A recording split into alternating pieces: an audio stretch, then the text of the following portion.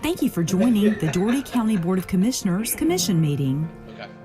Your Dougherty County Board of Commissioners is chaired by Christopher Cohelis. Your Dougherty County Commissioners include, from District 1, Lamar Hudgens. From District 2, Victor Edwards. From District 3, Clinton Johnson. From District 4, Russell Gray. From District 5, Gloria Gaines. And from District 6, Anthony Jones. We are also joined by County Administrator Michael McCoy, Assistant County Administrator Scott Addison, County Clerk Juwan Ware, and County Attorney Spencer Lee. This is your Dougherty County Board of Commissioners Commission meeting. All right, good morning, everyone. Good morning. I'll go ahead and call to order the Dougherty County work session for November 30th, 2020. We're going to begin with the roll call. Commissioner Hudgens. Here. Commissioner Edwards. Here. Commissioner Johnson. Here. Commissioner Gray. Here. Commissioner Gaines. Good morning. Good morning. Commissioner Jones. Good morning, Mr. Chairman. Good morning. All right. I thank the powers that be that created the new safety equipment that's here. I can't tell whether I'm in a rocket ship or in a penalty box at a hockey match, but nonetheless, it's much appreciated. I hope no one's claustrophobic. So, anyways, we'll move on to the minutes. Minutes of the November 2nd regular meeting, November 9th work session, and November 9th special called meeting. Any comments, questions, or discussion on the minutes? There being none, we'll move on to delegations. This is where the commission will hear comments on those items pertaining to Dougherty County for which a public hearing has not been held or scheduled. We ask everyone to be brief, to the point, and considerate of time for others. And our first delegation is University of Georgia Small Business Development Center Area Director Rob Martin, who is present to discuss the programs that are provided for the citizens/small businesses of Dougherty County. Well, thank you so much for having me today, and I want to thank Scott Addison for giving us this opportunity to participate. I'm assuming that you can see my PowerPoint presentation that was sent over. Yes, we can. Thank you, Mr. Martin. Okay. Well, for those of you who aren't familiar with the University of Georgia Small Business Development Center, we are part of the public service and outreach arm of the University of Georgia, and we are funded in part by the Small Business Administration, the state of Georgia, and the college. So as such, there is no direct charge for clients to work with us. So we work with everyone from small hobby business.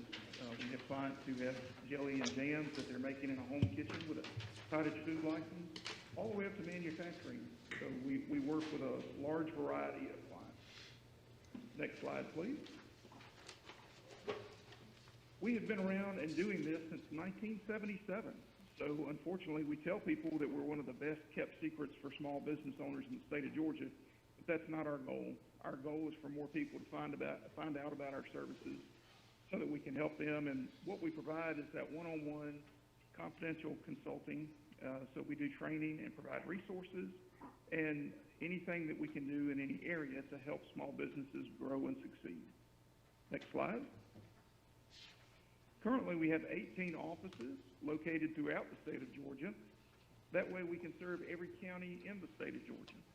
In southwest Georgia, we serve 27 counties, so we have the largest landmass of any of the offices throughout the state, and we are here to serve all 27 of our southwest Georgia counties.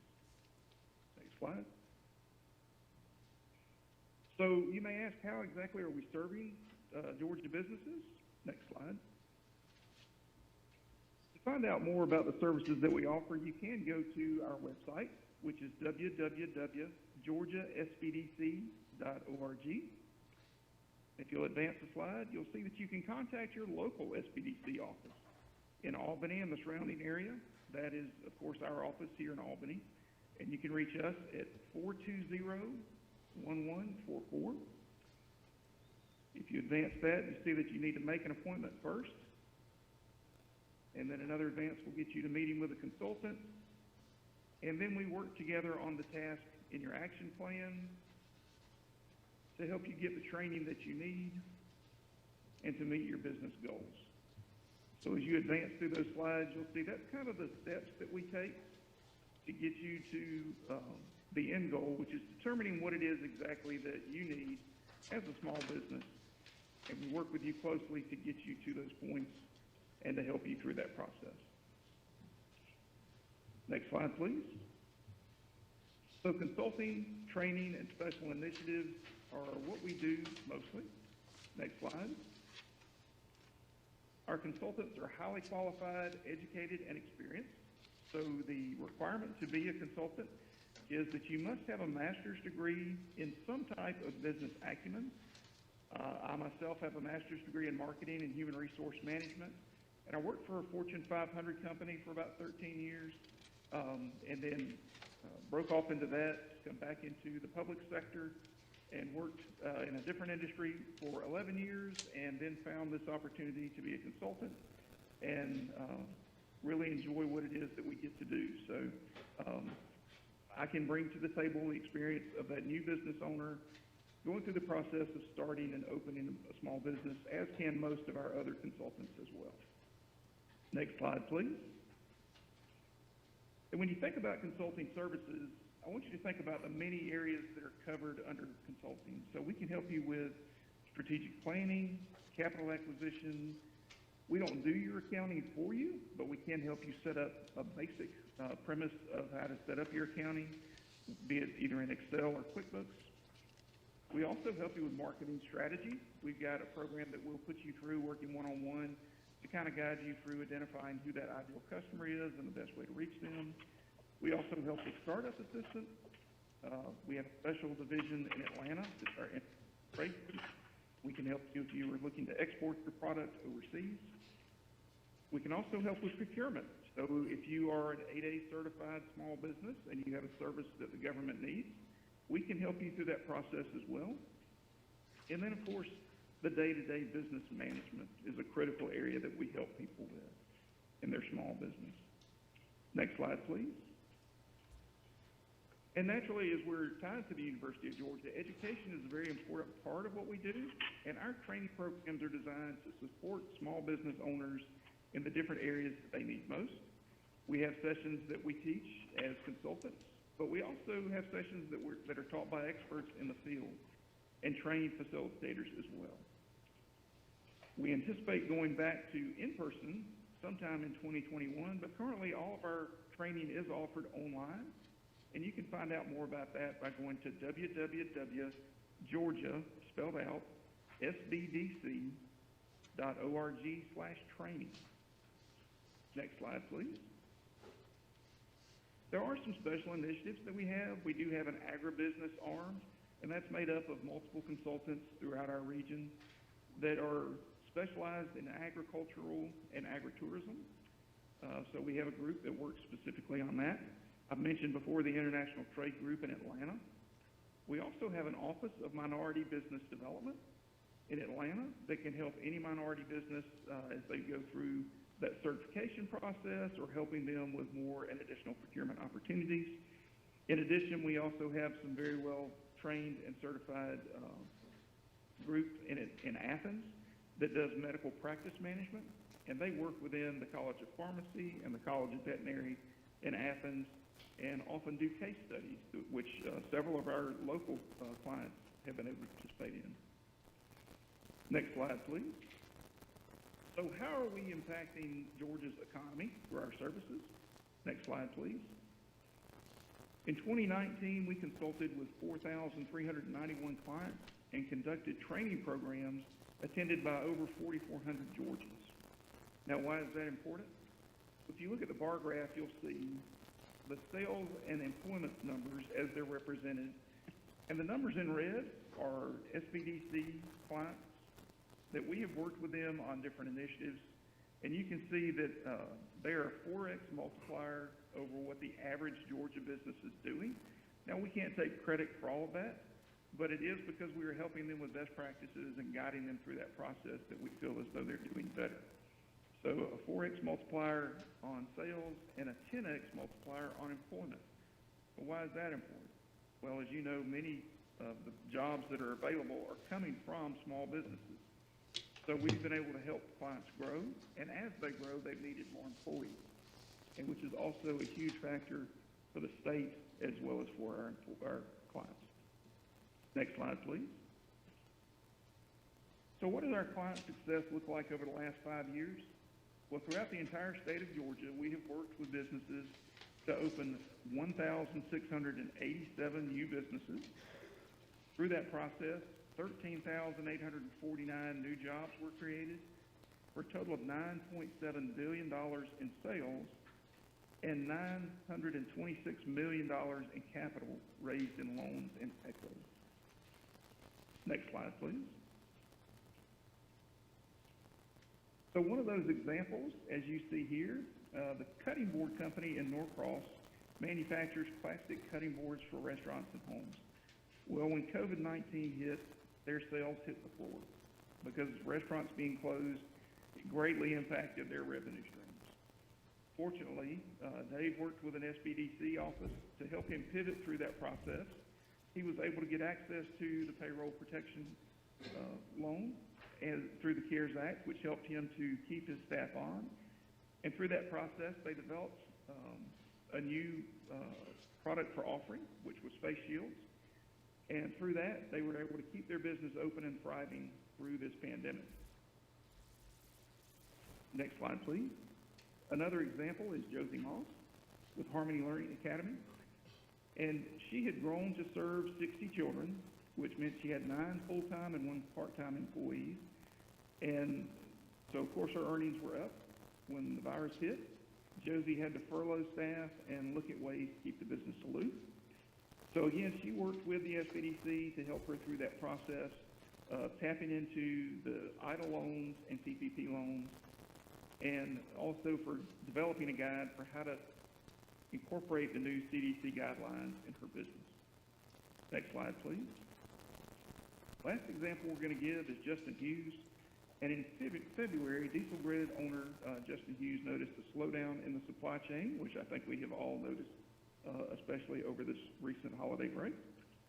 He called his team together to discuss why the numbers were lower, trying to understand what was happening. And by March 15th, it was clear that the U.S. was going to shut down. He said that working with the University of Georgia Small Business Development Center, he was able to obtain emergency federal assistance to keep his operations moving, and I'm happy to say that he is still in business and thriving through the pandemic. Next slide, please. Many of our clients talk about what a help we are, and this is just one of those testimonials. Dr. Mike Amaraman said if a small business owner feels they are moving into an unfamiliar territory, it's very easy to contact the UGA SBDC and get real advice. I found good things, so I'm sticking with it. And I would tell that for any small business owner, if you are struggling or going through a growth process, to reach out to us at the SBDC. We are here to help you kind of work through any pain points that you have, as well as give you some best practices on growing your business. So I would encourage you to reach out to us. Next slide, please. And with that, again, I want to thank you and leave you with our web address, which is georgiaSBDC.org. There you can find out more information about the services that we offer, as well as how to connect and find the office closest to you. And I'm assuming that since you are watching us on Facebook Live, that if you are in the city of Albany or surrounding areas, we would be the office that services you, and we would love to be of assistance to you and your small business. If there are any questions, I'd be happy to take those, but if not, that's my presentation for today. Thank you very much, Mr. Martin. Do we have any comments, questions, or discussion relative to this matter from the commission? Mr. Martin, thank you very much for this update. This is obviously a very valuable asset that Daugherty County is very thankful to have here in our community, and thankful for the impact that you've had and your staff has had on our community. Very thankful for your services. All right, thank you. All right. Any other delegations that did not previously sign up that wish to be heard at this time? Mr. Wright?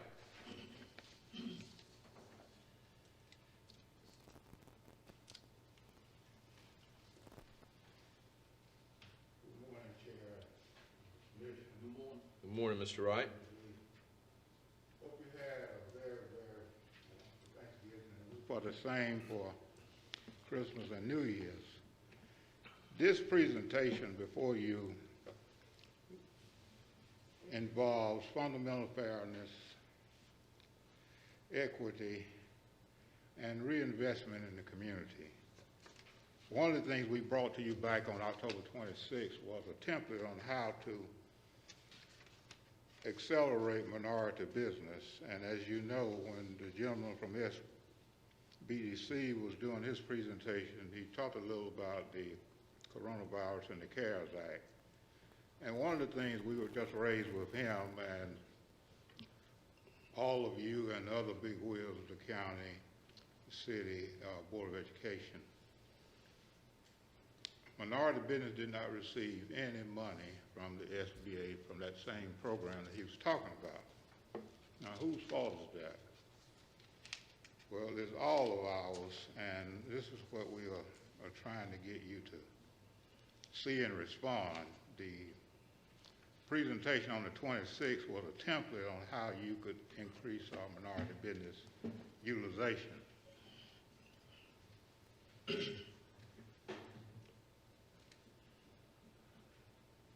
Do you know, for example, that when you look at the Dougherty County Commission, the Dougherty County Board of Education, and the City of Albany, in approximately 18 months, you go through $1,000 million. $1,000 million. And not 1% of that go to minority people, and although majority minority people comprise demographically 80% of this community. It's sort of like in 1843 when Charles Dickens wrote his Christmas Carol about a tale of two cities. Here we are, 80% of the population do not receive any return on investment, and as an expository to that,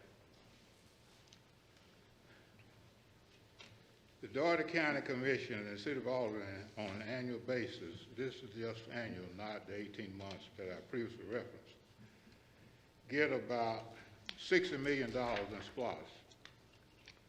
The school board get $20 million SPLOST. Again, very little that ever goes to minority business.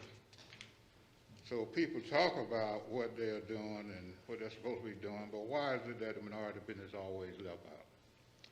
Well, on page 1, you have that information that I've just given you, the $80 million in SPLOST. Now that's on an annual basis. School board gets approximately $20 million. City and county get approximately $60 million they spent. They never include minority business. Well, on page 2, we give you other information about how rare that is. And all these people receiving these grants are supposed to be doing something, but we cannot go and qualify anybody. Just to give you a little bit of background.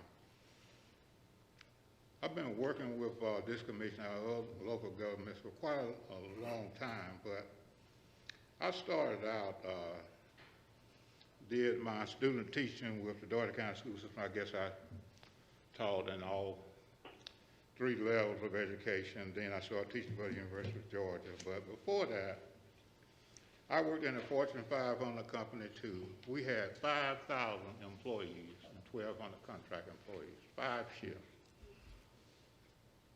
And my job was an inspector, and I also served as a divisional chief for the union. And we had to work out things to make it better for the nucleus of the group. And that's what this is about. It is about fundamental fairness, inclusion, and diversity. Now, you were given a template on how to use or set up a minority business plan back on October 26th. We're going to come back to you next month in January or February with a follow-up to this. But what we're concerned about on page 3, that those are the major attributes of why business fails. The SBA tells us that all businesses fail, 80% of businesses are going to fail in the long run no matter what you do. And the new startups, half of those fail in the first 6 months. Any one of these attributes will sink a business. but minority business rarely get to this point. Why? Because they're undercapitalized. So any one of those attributes, we're going to be doing these workshops all over the city and the county, and we're going to need a little bit of help for you, basically, a location. We'll provide all of those things. On page 4, you see a template from the workbook. This is what each participant, what we need, Mr. Chair and Commission, is an entrepreneurial academy. Something is wrong when the SBA can give out $300 billion and minority business do not get a nickel. Something is just wrong with that. And then, that's on page 4, you see the workbook. On page 5, you see an example. This is the program we brought to you back on October 26th. What it's supposed to do. Followed up on 7. If you look on page 7, you see in bullet 3, the programs that we'll be harnessing on, these are programs that have been proved and worked. If you look at that bullet on number 3, you see 8A, MBE, SDB, and DBE, and what constitute those? Well, what constitute those are given on the previous 2 pages. On page 9, you see what a workshop would look like, the areas that we're going to cover.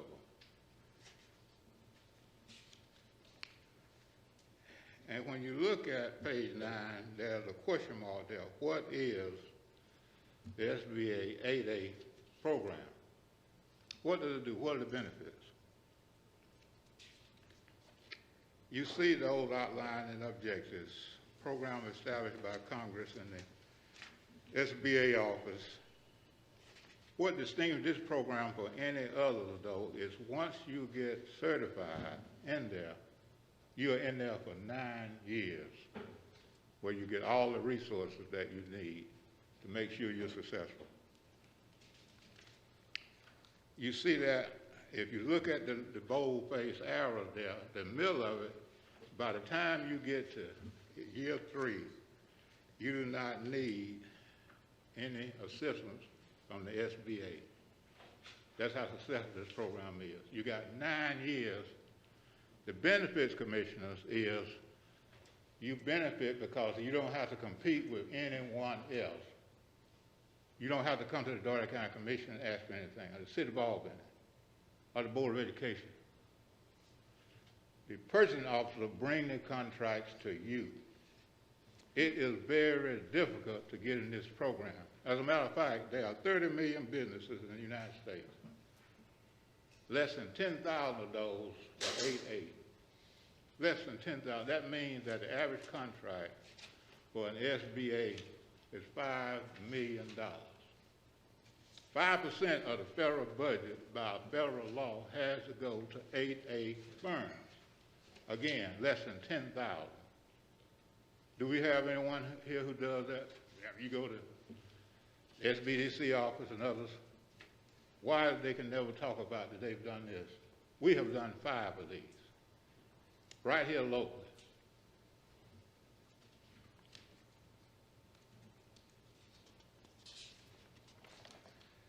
Now you see those benefits that are outlined there on page 12. Sole sourcing. The large contracts. And then you have follow-up information on 13. Now,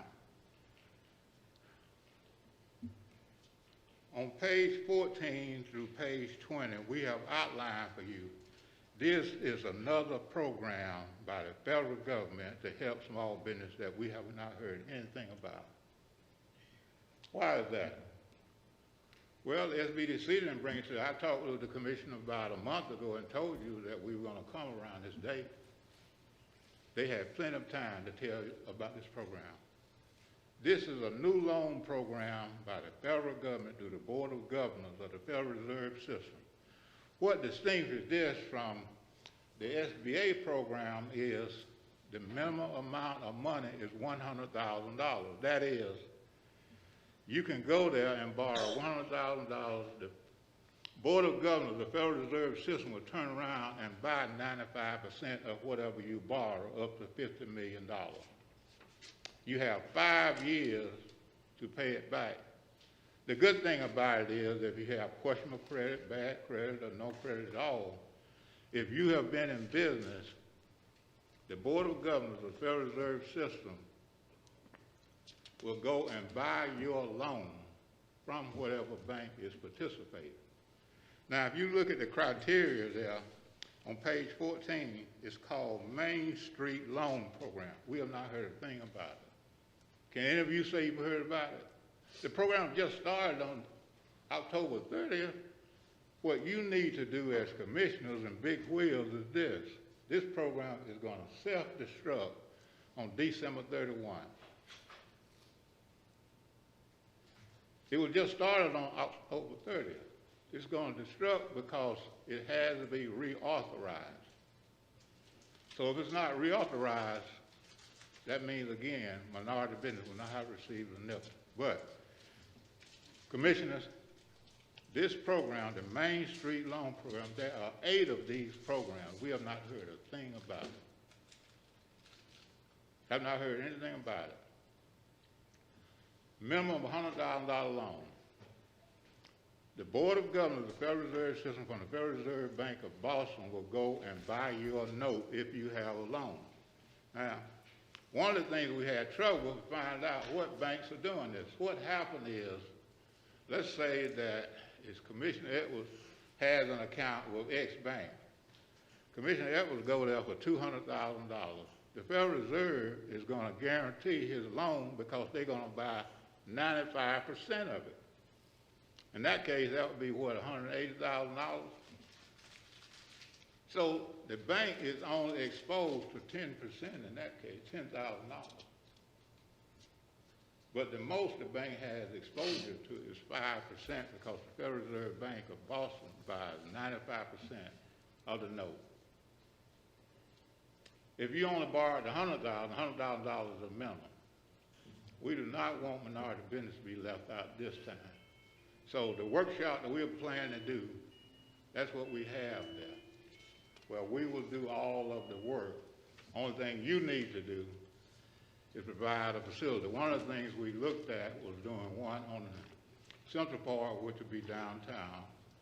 We'll do one on the east side, probably the police precinct. Look at Southside Library for Southall Bennett, and then look at West Town for the west side. But we cannot continue to spend $100 million. Minority business do not get anything, and unlike in Charles Dickens' Christmas Carol, it cannot be the best of times and worst of times when you're 80% of the population and not get anything, and yet we sit here and we do it and we don't make any effort after we've given things to look at. If you look at the Main Street Loan Program, if you turn to page 17, this is what I found interesting. Was not only for-profit businesses able to participate, not for profit. Dougherty County Commission has, what, about 6 authorities? Do you know one of those authorities could go and borrow let's say $50 million and then turn out and loan money? Look at page 17 to 20. Again, why the SBDC and all these other things that we have did not come and bring us, this is the information we need. We don't need no lollipop mess about getting on the internet and all that stuff. That's not gonna work. I mean, if you've been doing it since 1974, it should have started by now, wouldn't it? So, look at the not-for-profit information. Get one of your authorities, set up the Entrepreneurial Academy, and then instead of having all of these furloughs and other things that we have, we need to have workshops to deal with these kind of things. That's on page 17. That's on page 14. Now, we bring you the template, and again, we have to have some inclusion and diversity in the way we spend our money and how we spend it.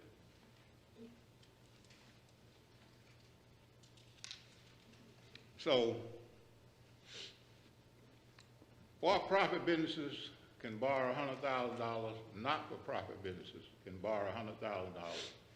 The Federal Reserve Bank of Boston will guarantee it because they will buy 95% of whatever you decide to borrow up to $50 million. The only caveat for that is you had to be in business by March 13th of 2020. You cannot have, if you're not for profit, more than $3 billion that's earmarked in your donor acquired funds. And for your small business, you cannot have earned as of December 31, 2019, more than $5 million. You have to have not more than 15,000 employees, but at least 10. So that's the defining criteria that you have for that. So this is what we have for you, and we would ask for your consideration again, refer back to October 26th, where you give them a template. This is another template for what we can do to help grow this economy if the commitment and will is there. And we'll come back to you again sometime in middle or late January or February to finish this. Commissioner Johnson? Ms. Wright, good morning again. Thank you for bringing some out-of-the-box kind of ideas to our commission. We really appreciate, you thinking out of the box and trying to bring up the entrepreneur experience for our citizens of Duarte County.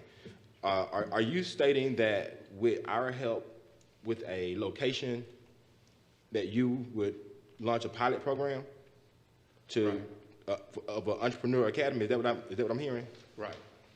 Okay, and so you have your group is, what was it, the minority, is it Conseco Inc.? Is that what we're doing? Yeah, that's one of the partners, yes. Okay, so it's a group of agencies that are gonna come together and put on a training very similar to some of the things that the SBDC guy was talking about, but it's gonna be local. Right. Okay, and not online. Okay, and your concept is to teach and to show how to access the resources that many businesses just don't know that are out there. Exactly. And you would like us to partner with you in that attempt to make it accessible to the citizens? Right. Okay. I think the idea that you had about one of our nonprofit authorities getting the money and loaning it out to small businesses in smaller increments at a rate that they can handle, I think that's a really good idea. I mean, that's out of the box, it's different, and it could apply. I mean, it could add access to capital for smaller organizations. Now, is there a cost to us for partnering with you, other than the location? No. Okay. All right. I'm done. Thank you. Thank you very much. Thank you, Mr. Wright. Mr. Chairman. Yes, Commissioner Jones? Mr. Wright, I think that's a wonderful idea about that entrepreneur academy. I think that's a great idea because number one, I think a lot of our businesses around, especially our small businesses, they lack the education on how to go through the Small Business Development Association. So with you partnering with us to try to get that done, I think that would be an excellent idea because the education is the key. And our people can do much better when we educate them. So certainly, I hope that we'll look at this and see if we can move forward with this the first of the year. Because certainly, I think that's a great idea. One of the best ideas you brought to the commission in a long time. And I appreciate it. Thank you, Commissioner. All right. Can I speak to that as well?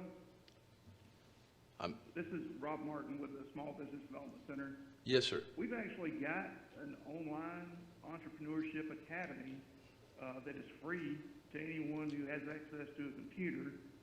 I'm wondering if Mr. Wright is saying that something like that is needed in a live format to be offered to other areas. Oh, yes, yes. All right. Very good. Thank you very much. Thank you, Mr. Wright. Thank you, commissioners.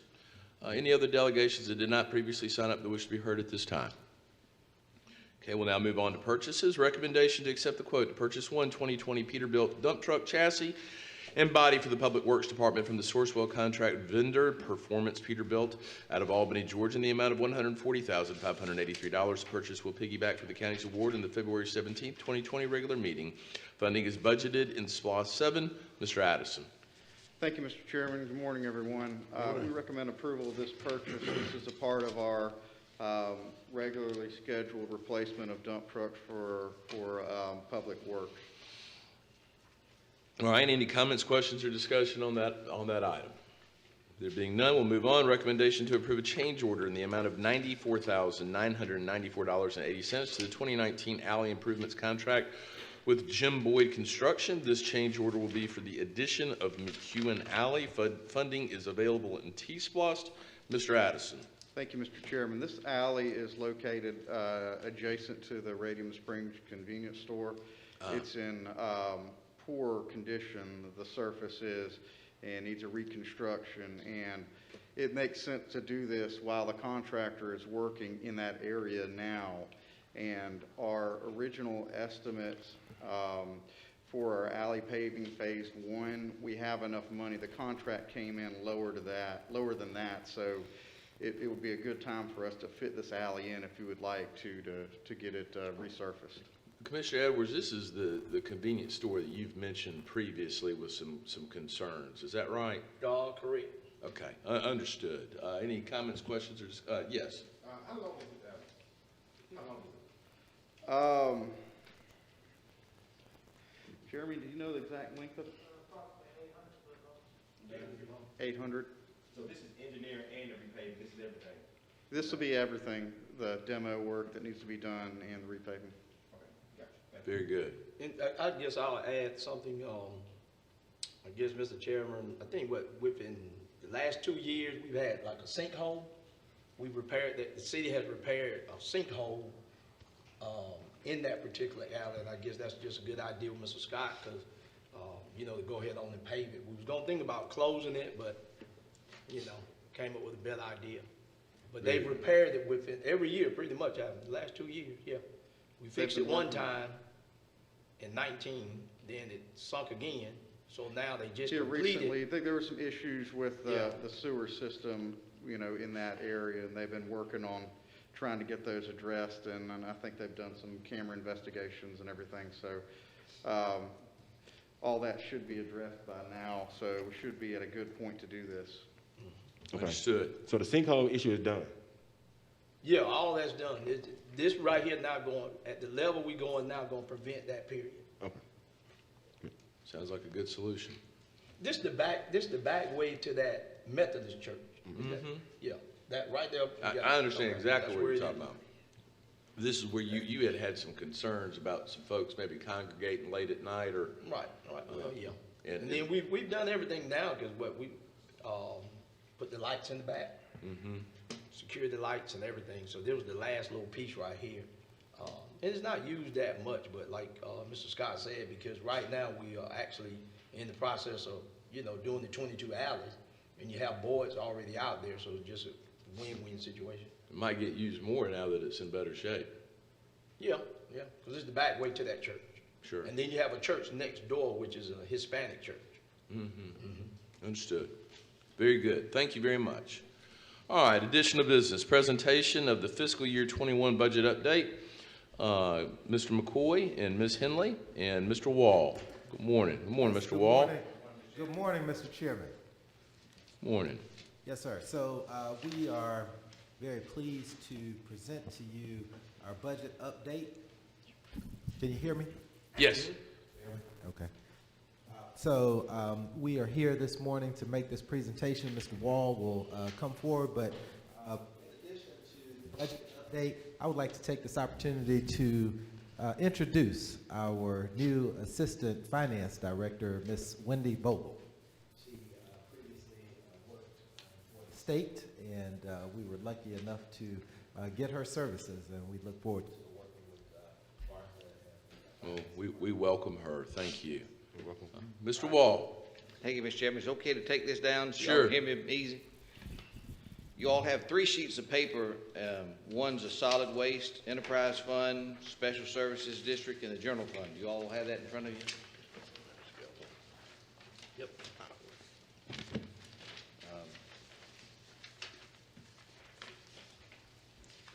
Yes, in the back of our packet. Lined up. If you don't, I'll give it to you. I'd like to start off with solid waste enterprise fund. We have actual results through October the 31st. So if you could look at the second column, The second column are the actual results. The first column is your approved fiscal year 21 budget. Actual results for 4 months would be 33% of the whole budget year. So the third column is our report card. Anything below 33% or above 33% is what we ought to pay attention to. So let's look at the revenues. The tipping fees were 35%, so that's good. Revenues are above the 33%, that is great. Interest income's 11%. Interest rates fell dramatically. The money market rate today is 0.15%. When we started off the fiscal year, it was around 1.5%. So I expect that number will continue to come in a little bit lower than what we had budgeted because interest rates have fallen so low. I'll go on down since the rest of it's not very big numbers. If you look at the total revenues, the budget was $6,210,000. We brought in $1,832,000. So we brought in 30% of the total revenues. If you go up above that, you can see fund balance transfer. One of the reasons is the fund balance transfer is only 22%, but the actual revenues from the landfill was 34%. So we're 1% above budget on the actual revenues of the landfill. Look down at the expenses, and I'll just go to the total expenses. $6,210,000 was the budget. $1,832,000 is the actual for 4 months. Actual expenses are 3% below budget, so that's good. If we could go to the next one, the Special Services District. In the Special Services District, property taxes are 7.2%, where you're looking for the 33% number. And you all know the reason why that is property taxes are due in December. And so you know that you're not going to show any big amount of property taxes because it's not even up month to month to month. So the big lick's going to come in November and December. So that number is to be expected to be way below 33% for actuals through October 31st. The alcohol excise tax at 32.5%. Insurance premium tax, again, this is like property taxes, but in the reverse. It comes in once a year, and it comes in October, and you can see we got 125% of budget for that amount, and it's not a straight line item over 12 months. Cable franchise fees are at 50%, other taxes 74%, permits and license 33%, other revenues 7.4%, but that's not a big item, and so the total revenues are 26.8%. Now, that number would be a whole lot more if you back out property taxes because property taxes aren't supposed to come in until December. Let's look at the expenditures. That should be straight line across the board. I'll just take you to the total. The budget for the year for the Special Services District was $8 million.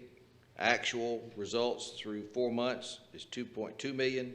So your expenses are 28%. That's 5% below budget. So the thing I want you to look at, what management can control is expenses, is below the budget that you all have set. You all have always been conservative. You try to budget conservatively, and then when you go to spending money, you try to always come in underneath budget, and your management's doing here what you expect them to do. Turn to the next page is the general fund. This is the big one. So property taxes are $3,721,000 actual, the second column. The budget was $33 million, so that's 11%. This is just like the Special Services District. You're not expecting that to actually show you big results until after the December due date. So look at the next item. Other taxes, 50%, $450,000 budget, $224,000 actual collections is 50% of budget. Local option sales tax, I love that number. When we were here back in June setting your budget, we were all scared to death about COVID and what would happen. And you can see the budget was $5,000,005 for your local option sales tax, but you've actually received $2,097,000. So local option sales tax is 38% or 5% above budget. Now, you know, nobody's going to restaurants, stores, they aren't shopping, but evidently they're buying at Amazon.com, on the internet. The state of Georgia Department of Revenue collects the sales taxes on your behalf, and they won't give you point of sale information. So we don't know where that's coming from, but every client I got in the state is having results like you're having, and that sales tax is above budget. Go to the next one, the financial institutions tax is 26%. It's pretty close to 33%, and it's not a big amount. Fines and forfeitures was another number that surprised me. Courts, were closed, yet people were still paying their fines online, and your fines and forfeitures are 42% of budget. The budget was $337,000. Your actual collections, $141,000. That's 42% of budget. So that's 9% above budget. Rentals and leases, let's see here. Rentals and leases, 23%. Fees at 30%. Indirect cost allocations at 33%. Other agencies at 34%. Other revenues at 129%. The next item is fund balance usage. Y'all know when we did the budget, we budgeted $6 million of fund balance. And that was a big gulp for y'all. And we didn't think we would spend that, but we didn't know what revenues were going to be. And rather than raise any taxes on residents, you utilize the fund balance that you'd worked so hard to save up and use it as a plug figure to see how the budget would turn out. We're projecting now, based on 4 months of collections, that we might spend only $3.2 million of it. And your staff, Mike McCoy and Martha Henley, they're very conservative. I bet you don't spend that either. But what a great number to show that our expectation, if things continue as they are now, is we're going to spend half of what we had projected back when you adopted the budget. And you had hoped it would turn out this way. So if we go down to the next page, there are two, down the line, there are two line items that are new and one time. The CARES Act grant of $831,000 and the elections grant of $295,000. And so Martha and McCoy, Mr. McCoy and I, we put that separate so that you could see the things that you can control in your budget. The revenues are 35%, backing out property taxes because they only collect in December. You're at 35% of revenues and you'd expect to be at 33%. And then we've added here the CARES Act grant money and the elections grant money. We go to the expenditures. I won't belabor individual items, but if you look at the bottom, you had $53 million budget. You had a $14,197,000 for actual for 4 months. That's only 27% of budget. And the number you're looking for is 33%. So your management is doing a great job of holding the expenses underneath budget. Any questions, Mr. Chairman? None from me. Any from the commission? All right. Commissioner Gaines? May not make much sense, but I'm curious about the lost and its application. Obviously, it's not applied at all to the Special Services District. I probably should know the answer to that, but I'm curious why. There are minimal sales, I suppose, in the Special Services District, but yet no loss is applied to it. And I just don't know the answer to that. So every bit of lost goes into the general fund, and the Special Services District doesn't have any loss. So the local option sales tax collected countywide is shared between you and Albany. Are any of the other towns get shares? No. So all unincorporated areas, the rest of them. So the lost, Commissioner Gaines, is only in the general fund. It's not in the Special Services District. Yes, that's my observation, but the point I was trying to make, if it doesn't make any sense, that's fine, is there obviously are minimal sales in the Special Services District, but yet, for whatever reason, it's not applied, and I don't know what that reason is. Well, we wanted to apply it to the Special Services District, but Spencer Lee wouldn't allow it.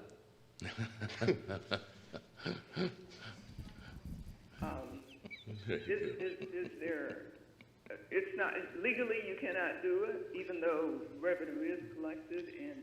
Yes, ma'am, that's correct. So if you wanted to put some of the local option sales tax in the Special Services District, you would do it as a transfer from the general fund to the Special Services District. But by law in the state, there are 159 taxing districts that can do a local option sales tax, and it's accounted for in Albany's general fund and in your general fund. And then if you wanted to allocate it at point of source, you could do it through a transfer. But is there anything that prohibits us from doing it? I know as a general practice, we don't do it, but is it prohibited? No, ma'am, it's not. The reason a lot of my clients don't is the state of Georgia won't give you point of source information, so there's no way to accurately determine how much of the sales tax came from a particular spot. Okay. Another question, please. The collection of the sales tax for internet sales has been in effect for how long? The legislature passed something last session, I think, and so it would have started at the beginning of our July 1st fiscal year. So this is the first time we're able to see the impact of that revenue source. And again, since the state, you know, ACCG and GMA have gone together each year to try to pass legislation to make the State Department of Revenue give you point of sales data, but they still aren't required to do it. So I have no way to independently tell you how much that law that the legislature passed impacted your sales tax. Empirically, I can see that it affected it some, but how much I don't know. Okay. Do they look at it statewide and say, well, you know, we've collected this much revenue from the internet? Do they do that at all? No, ma'am. So I mean, I will find that out for you.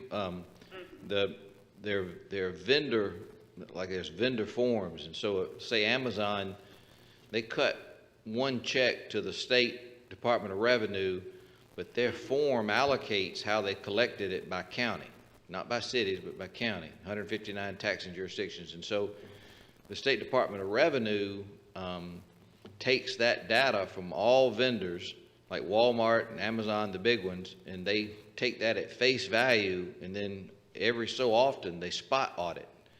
And this year, I guess it's been about 2 years, they audited a large vendor. They wouldn't tell us who it was, but a large vendor had failed to categorize in the form with the state that 2 of the pennies that they had collected were a local option sales tax and a SPLOST.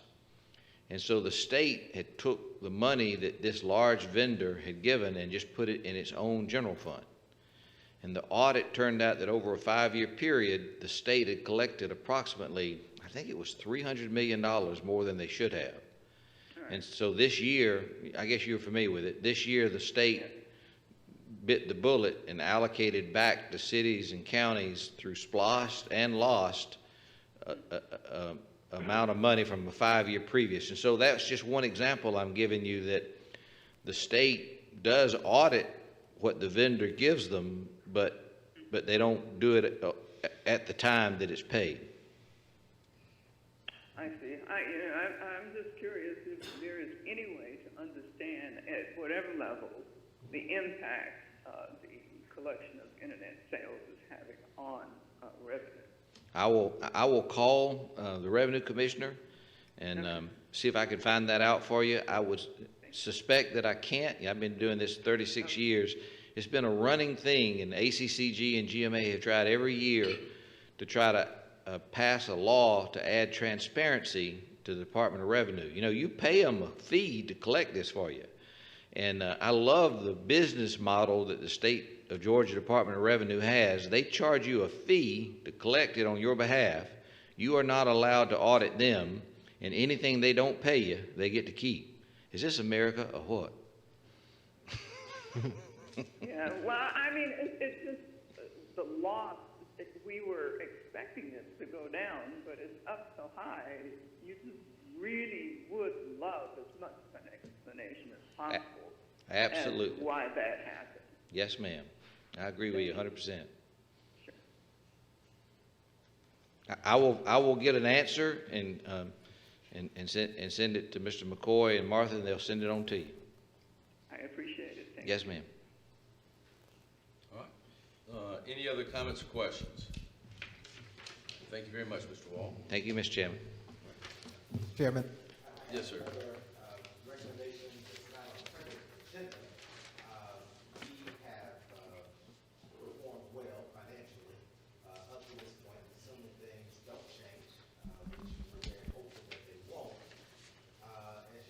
aware, we have gone through a very historic period. We have adapted as a result of a pandemic. We have dealt with shelter in place and have continued to deliver services at a high level to citizens of this community.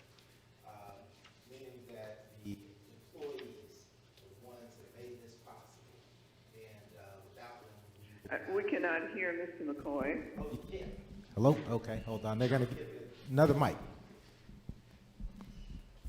Hello? Is this better? Much better. Okay. All right, good deal. Got a new mic. All right, so we have performed, our budget has performed well, and we would like to make a recommendation to provide the employees who have adapted during this unprecedented period during this pandemic to help us continue to provide services to this community during shelter-in-place orders and all the other changes that we've been through during this period. And so if you'll look at the handout that we have, those of you that are present physically have, and those of you that are on the phone, we sent an email to you, so you should have this document as well. But there are 3 options, A, B, and C. And the first option is very conservative, $600. It would cost us $419,835. Option B is a $700 lump sum distribution. That would cost $489,808. And option C is an $800 lump sum distribution, and that would cost $559,000. And we want you to consider this. Of course, we will present this to you Monday at the regular meeting. If you look down at the bottom of the handout, you'll see the cost distribution across the General Fund, Special Services District, as well as the Solid Waste Enterprise Fund. We feel that we can afford to handle either one of these options. So that's our recommendation. And that concludes my presentation, pending any questions. I have a question. Mr. Chairman? Yes. Oh. Commissioner Hudgens? Does Mr. McCoy have a recommendation? We're recommending looking at all of these options. I would like option C to, that would be my recommendation. Option C? Yes, sir. And how much was that? C? C. Out of the general fund? The other funds can pay for it themselves, but I was curious. Yeah, out of the general fund, Mr. Wall? 370, no, I'm sorry, 502. 502. But we I may get it. need So to. item C is, out of the general fund, would be a one-time expense of $502,941? Yes. You all can afford that. As you can see in the general fund, you had 2 one-time revenue items that weren't expected. That's not that you need my permission, but. No, No, but that's good information. correct. Yeah, that's good information, and I want to certainly add if we to- can pass along a benefit to our employees, then I'm supportive of that.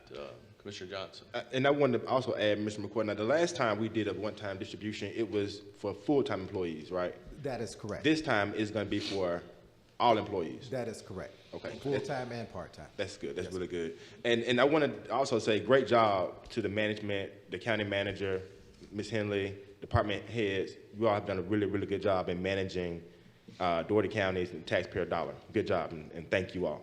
Thank you for the hard work. Very good. Thank you. Thank you, Mr. Wall, too, for that additional information. Thank you, Mr. McCoy. Mr. Chairman. I'm sorry. This is messing It's with all my right. peripheral vision. Hey, we get to go to the fun house at the fair, and we don't have to pay for a ticket to get in. Mr. McCoy and Mr. Wall, just one question here. Given the small amount in both option A, B, and C from solid waste distribution, would it be fiscally prudent to roll, instead of pulling money out of solid waste, just add that to the distribution from the Special Services District? So basically, you're just pulling from General Fund and Special Services District? So the bean counter in me says each fund ought to stand on its own. Right, And so I would rather you take the money from each fund. okay. So I would, like, fund accounting, GASB rules, general accounting standards board, they want you to have each fund stand on its own and have as little transfers back and forth as you can. So I would, if you don't care, I would rather you have the solid waste pay for it. No, Is it- that's fine. I'll take the Okay. bean counter advice. In other words, it looks better when we get our audited financials. Right. Right. Instead of showing a high number of transfers. Correct, sir. Gotcha. And the Understood. solid waste has the money. Mr. Chairman, Yes, sir. Commissioner Jones. yes, I'd just like to say good morning to Mr. Wall, my good friend. But I'd just like to also add a special note to let our citizens know that we are debt-free. One of the few counties in the state of Georgia that are debt-free. We don't owe anybody a dime. So I just wanted to get that out there as well. That's so true. You know, One- no long-term debt. One question, please. Yes, Commissioner Gaines. Have we fully restored or paid back our debt from the Special Services District to solid waste? So we were waiting for the disaster relief money. We got a big chunk of it in June. Yes, you're referring to the disaster funding. Yes, we have recovered close to 98% of that. I don't know if there's been a formal transfer or not. Okay, that was about 200. Yeah, 200. It was about 200,000. Oh, 2 million. I'm sorry. Yeah. Left off a zero. We got $2 million recently, and so we're performing very well in reference to recovering our money from FEMA. You can put us up against anybody in the state, and nobody's performed better than Dougherty County. But Sure. and so that money has basically been restored, except for about 2%. At this particular time. And not to interrupt you, Mr. Boyd, Commissioner Gaines, what you recall, at one point, the landfill had loaned $6 million. Yes, that's And- what I'm referring to. Right, and so all but about 2% of that's been recovered. And I think, Has but I been think what recovered I understand what and- Commissioner Gaines is asking though, and I think her question is more precise. I think what she's asking is, we understand that we have recovered all but about 2% of our FEMA reimbursements. What I think she's asking though is a bit more precise, which is, have we, by way of transfer, achieved the repayment of the loan that was advanced on behalf of the Special Services District through transfers from the Solid Waste Fund? And my question on top of her question is this: when we have received the reimbursements, have we received it on behalf of the Special Services Fund and then transferred it to the Solid Waste Fund, or have we just administratively effected a repayment to the Solid Waste Fund by immediately applying it to the Solid Waste Fund, as opposed to needing to come to the commission and voting on a complicated series of transfers in order to make sure that that looks a certain way for the audited financials? Does that make sense? It does, and so I'll answer it That's this way. exactly what I was asking. So Yes, I totally followed your question, Commissioner your- Gaines, and it was a very, very good question. I thank you for that. Your audit report shows a due to, due from the Special Services District to the landfill. Administratively, as that money comes in, Ms. Henley would pay it back, and it is not required to come back before you. Now, the question for Ms. Henley is, have you actually put the money back in the landfill fund yet? Okay, when we get it, it goes back the same way that it came out. We make all the transfers, like there's 4 different funds that, and I can't tell you that dollar amount as of today. We have received, I know we received, it was over $2.5 million since the beginning of the fiscal year. and I can't tell you that amount. Right off the top of my head, I wasn't expecting to be asked this, but that's what we do. We transfer it back to the landfill. So it's administratively done by Ms. It hits the Henley. landfill. We will get to you the exact dollar figures by email. And that's just what I think Commissioner Gaines is getting at, because I know why she's asking this question, is because we had to go through a very formal process of approving transfers from the solid waste fund to the special services district in amounts equal to the expenses that we were incurring in the special services district in order to show a detailed audit chain. And I totally understand that administratively it's probably more easy to effect the reimbursement and repayment of those loans just by how you deposit the funds. But, you know, at least to my recollection, we have not voted on sort of the back end of those transactions. And if Ms. Henley's, and I'm certain that Ms. Henley has a process that's being done administratively, but I totally get where Commissioner Gaines is coming from on that, because it's, we went through a lot of explanation on it. Does that make sense? Yeah, we voted to take it out. Now we've got to vote to put it back in. Right, and I don't think that we actually have to, because But you don't have to vote to put it back in.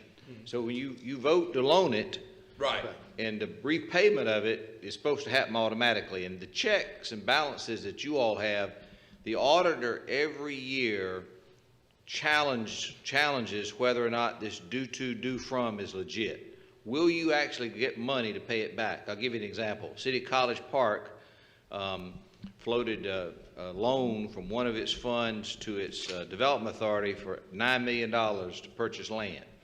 And they said, we're going to sell this land and pay the $9 million back. Well, after about 8 or 9 years of not getting the land sold, the auditors made them write it off and said, we don't believe you're going to ever sell this land. They said, well, we are, but they made them do it. And so after about 2 or 3 years, if you haven't paid that back, then the staff has to come to you with the auditor and say, of this $6 million, FEMA's only giving you X number, and y'all going to have to write the rest of it off. And we aren't to that point yet. But if it doesn't get paid back, it has to come to you to be written off. But the paying of it back is just handled administratively. In other words, that's the check and balance on that. Understood. And we also, I think, decided either explicitly or implicitly, and there are different competing schools of thought on this, not to charge interest on the loans that we advanced to the Special Services Fund.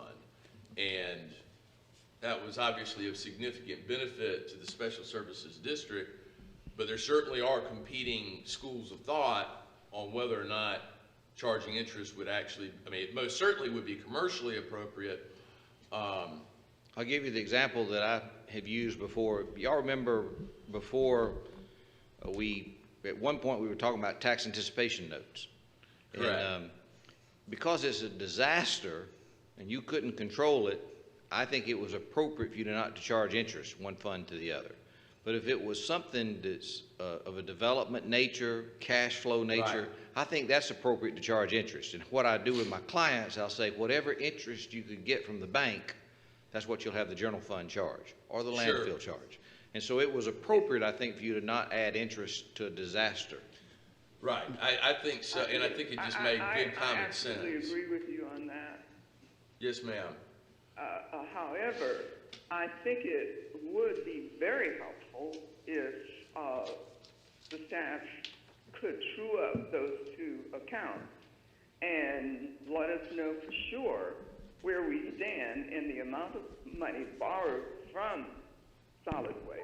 I think that's a great idea. Repayment.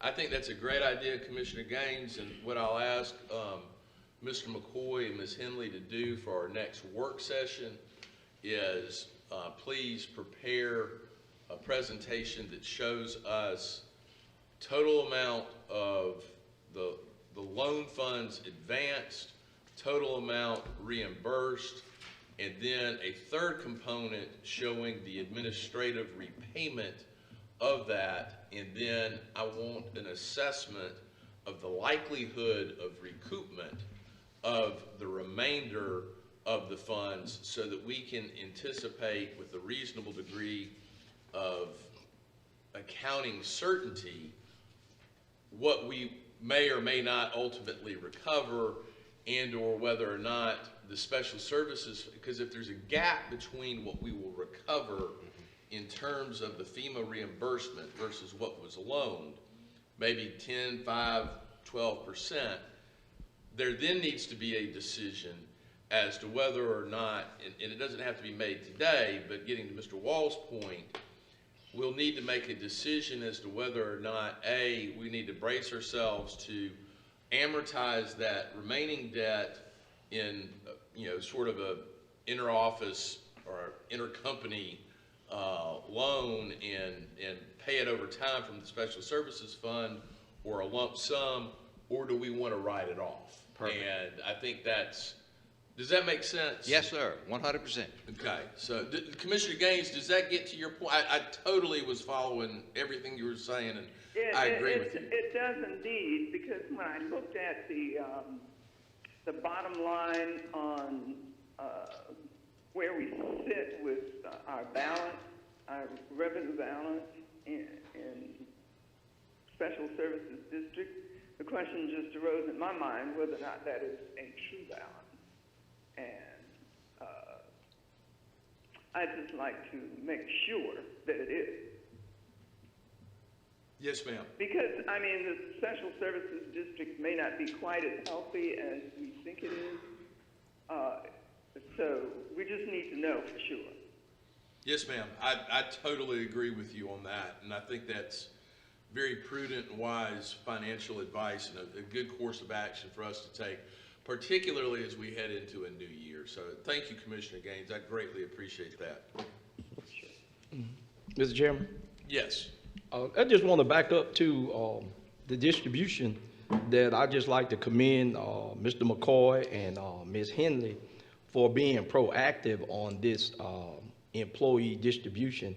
I think because we didn't have in light of COVID, not having the county picnic and all of that, this is a great effort to let the employees of, the county know that this commission, has some concerns, and I guess I don't want to make light of it. So I guess I would take it as, Mr. McCoy, are you saying each employee, like Commissioner Clint was saying, all employees will, if we vote on it and it passed, that they'll receive the option C? Yes, sir. That'll be what, the 800? Yes, sir. That'll be $800 bonus? What do you call it? Explain that. It's a lump sum distribution. Right. Yes, sir. So I'm gonna just say that's a Christmas, huh?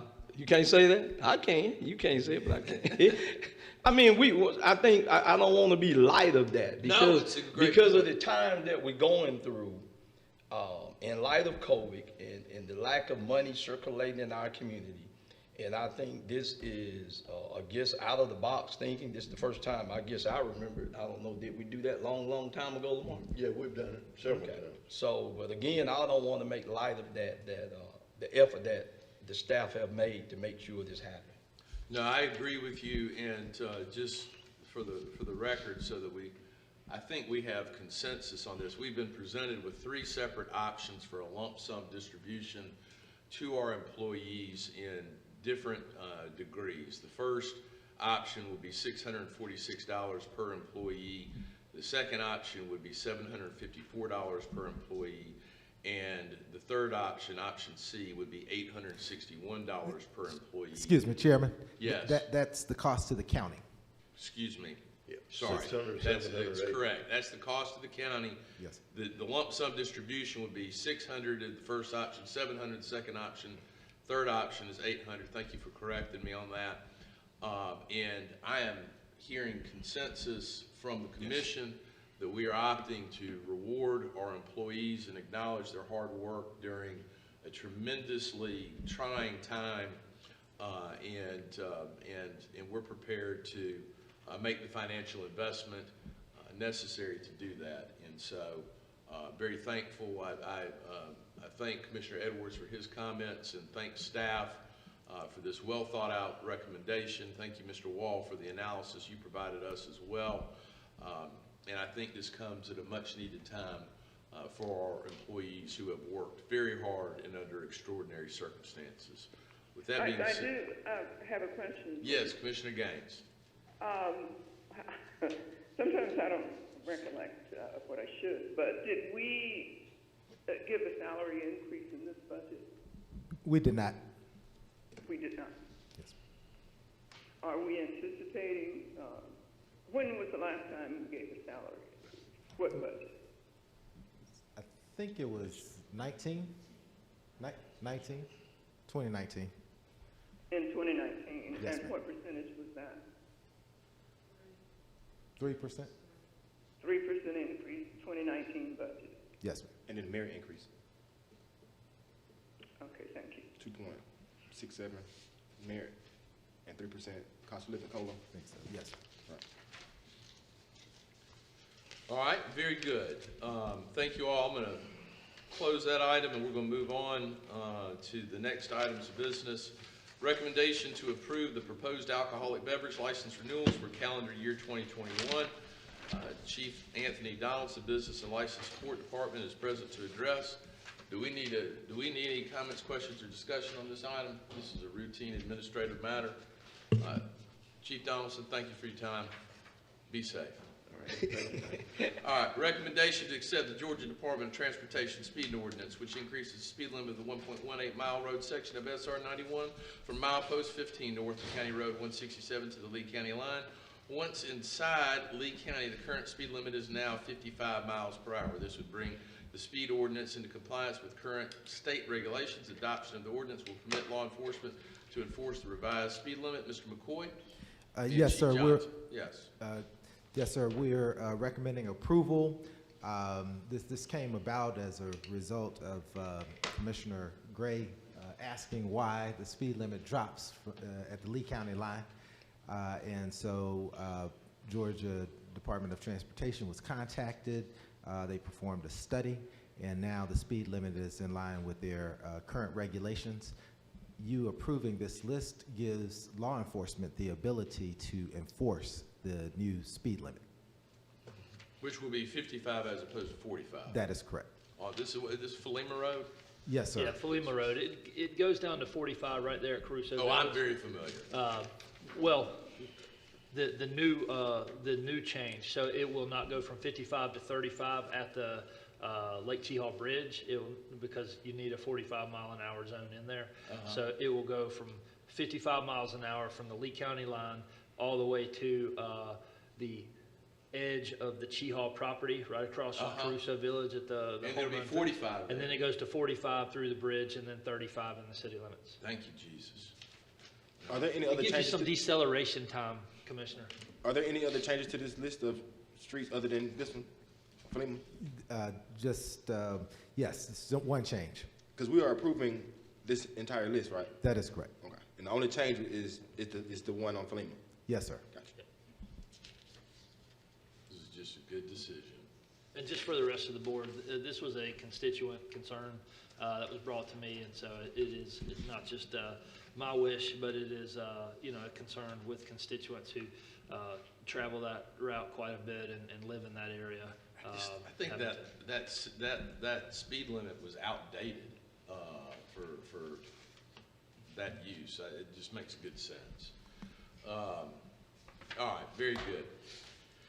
We're going to move on to board appointments. Madam Clerk, you have anything to add on that? No, sir. Okay, very good. I'm going to, give me 1 second. I am going to do my best to whip through these quick. Madam Clerk, can I get some more water, please? Yes, sir. Thank you.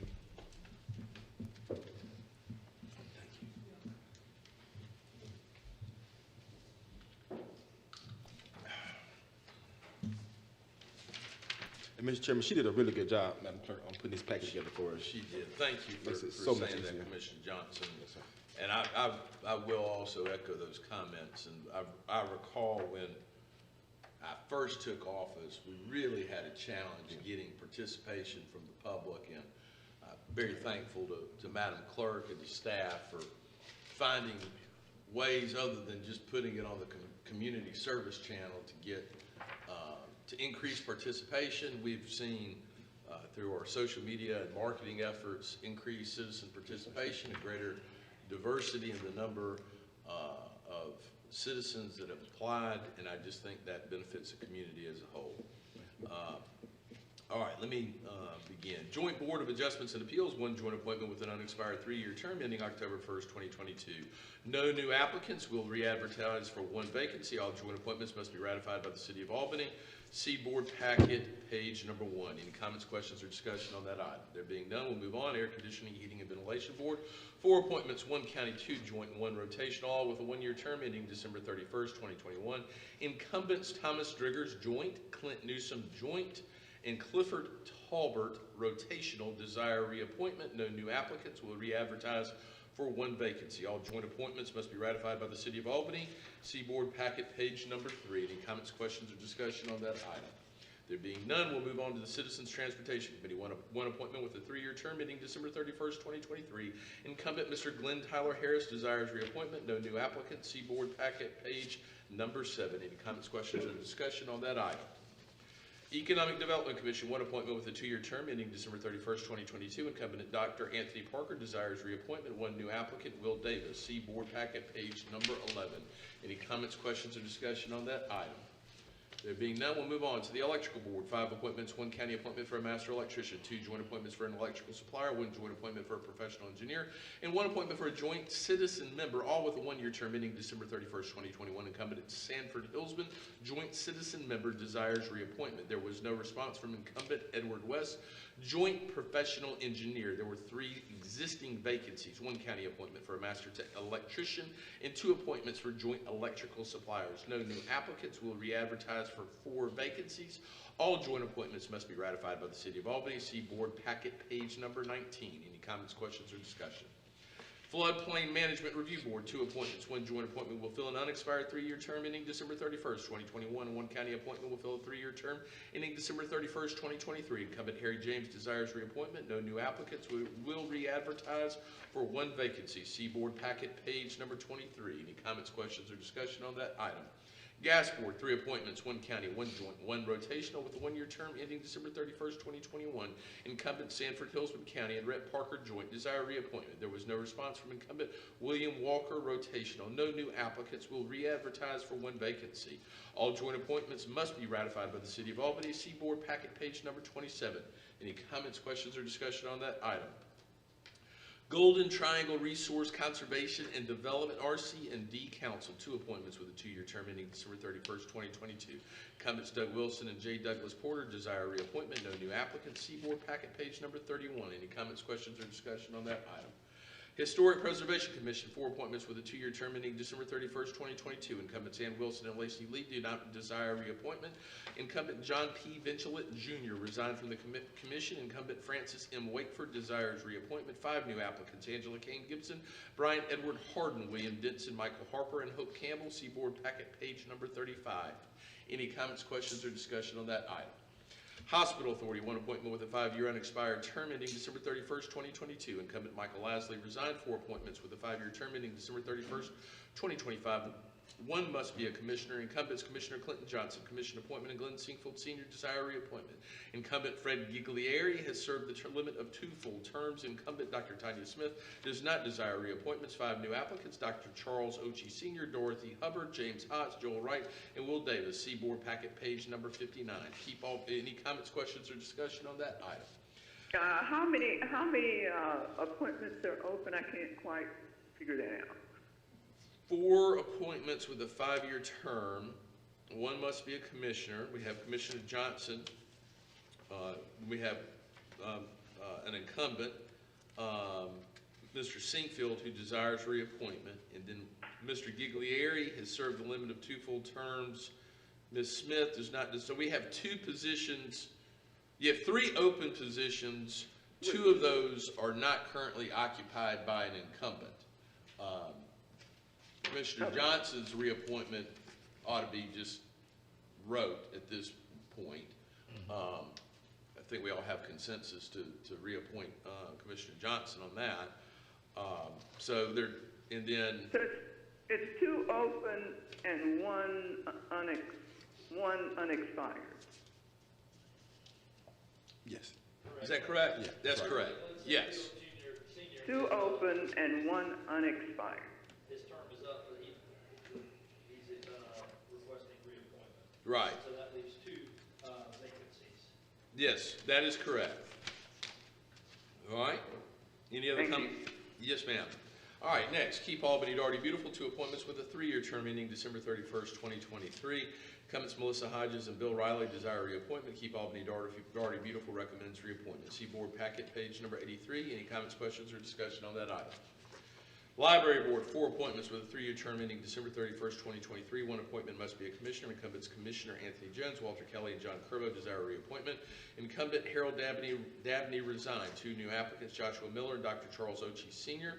See board packet page number 87. Any comments, questions, or discussion on that item?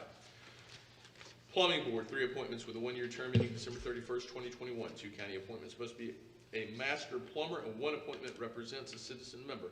Incumbents Lee Epley, County Master Plumber. Glenn Tyler Harris, citizen member. Rhett Parker, County Master Plumber, desire reappointment. No new applicants. See board packet page number 101.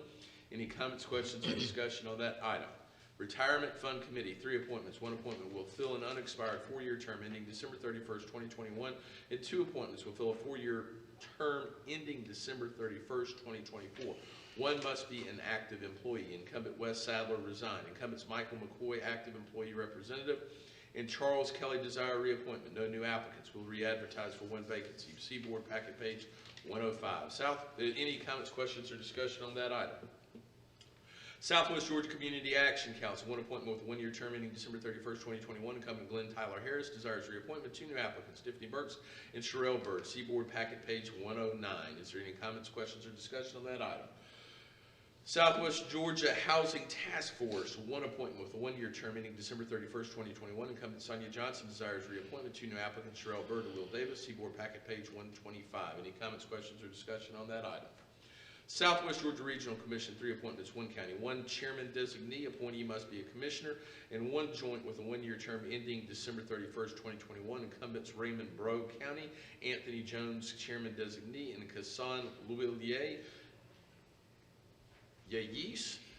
Joint desire reappointment. 1 new applicant, Sherelle Bird. The chairman will appoint his designee. See board packet page 137. I'm going to tell you, I'm going to appoint Commissioner Jones. Any comments, questions, or discussion on that item? All right. Congratulations, Commissioner Jones. Thank you, Mr. Chairman, for the confidence. Thank you for your hard work. I appreciate all of your hard work on that commission. Next, Tax Assessors Board, 2 appointments with 3-year term ending December 31st, 2023. Incumbents Geneva Lane and Larry Thomas desire reappointment. No new applicants. See board packet page number 145. Any comments, questions, or discussion on that item? All right, Mr. McCoy. Mr. Lee. Nothing, Mr. Chairman. I'm going to take a point of privilege real quickly. I want to make 3 acknowledgments before I start in terms of the commissioners. I'd like for us to have a brief moment of silence for Robert Carter, Chief Carter, who has served the city and the county for a very long time. Learned of his unfortunate passing. So if everyone would please bow your heads for a moment of silence, please.